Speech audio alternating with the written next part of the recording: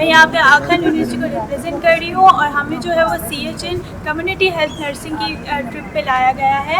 और यहाँ पे जो है वो हम क्लिफ्टन अर्बन फॉरेस्ट में आए हैं, क्योंकि यहाँ पे हमें बहुत कुछ सीखने को मिल रहा है। जैसे कि कराची में फॉरेस्ट होने चाहिए, क्योंकि हमारे पास हीट वेव्स की वजह से और क्लाइमेट के चेंज की वजह से जो है वो हम पे बहुत इफेक्ट हो रहा है।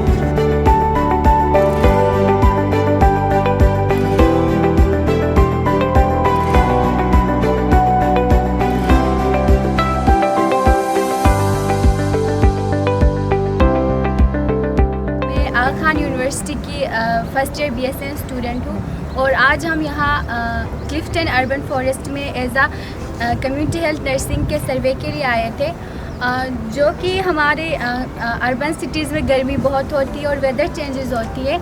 तो इस लिहाज से ये बहुत ही अच्छा इनिशिएटिव है और मैं आपको सजेस्ट करूँगी कि प्लीज़ आप इस इनिशिएटिव को प्रमोट करें, क्योंकि हमारी जो आने वाली नस्लें हैं उनके लिए ये बहुत ही अच्छा इनिशिएटिव है।